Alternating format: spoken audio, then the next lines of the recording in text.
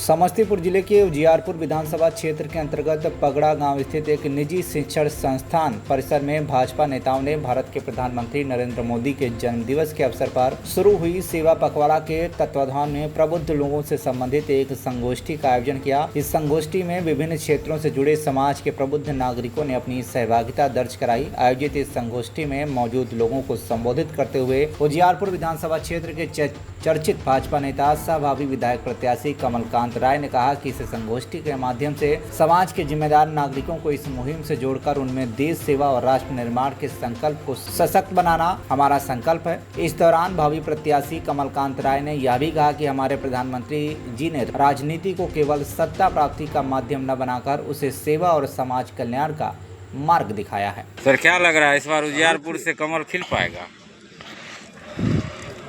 उजियारपुर ही नहीं, भारतीय जनता पार्टी पूरे बिहार के 243 सीटों पर अपनी तैयारी कर रही है और 3/4 बहुमत से एनडीए की सरकार बिहार में बनेगी। इसमें उजियारपुर भी भागीदार बनेगा। यह कार्यकर्ताओं के माध्यम से और माननीय प्रधानमंत्री जी और माननीय नीतीश जी के द्वारा जो जन कल्याणकारी योजनाएं दी गई है लोगों के बीच आ रही है, उसके माध्यम से यह साबित हो गया है कि निश्चित रूप से उजियारपुर में कमल खिलेगा और समस्तीपुर के 10 में लगभग 8 से ऊपर हम लोग विधानसभा को जीतने जा रहे हैं, यह सुनिश्चित है।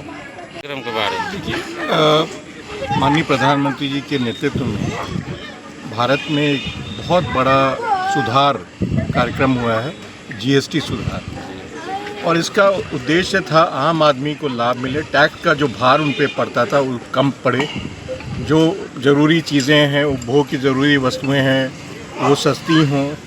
भारत में टैक्स बेस ज़्यादा से ज़्यादा लोग टैक्स दें और इतना सरल उसको कर दें कि उनको टैक्स देने में कोई झिझक ना हो।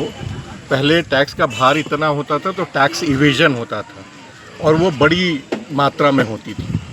तो टैक्स इवेजन ना हो, कंप्लायंस सही हो, पारदर्शिता हो और ज़्यादा से ज़्यादा लोग इसके नेट में, इसके घेरे में आए, ये उद्देश्य था। जो tax next gen tax reform जिसको कहते हैं, वो 3 तारीख को 3 सितंबर को जीएसटी काउंसिल की मीटिंग हुई। 15 अगस्त 2025 को माननीय प्रधानमंत्री जी ने लाल किले से इस सुधार के बारे में घोषणा की थी और 3 अगस्त को ये निर्णय ले लिया गया और 22 सितंबर से वो अमल होगा।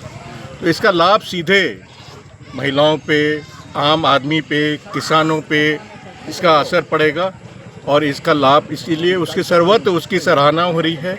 लेकिन आम आदमी को ये सुधार क्यों हुआ, किस लिए हुआ, इसका क्या लाभ उनको मिलेगा, ये बताने के लिए हम लोगों ने तय किया है कि पूरे घर घर में इसकी जानकारी लोगों को मिली, इस next gen tax reform, GST reforms के बारे में।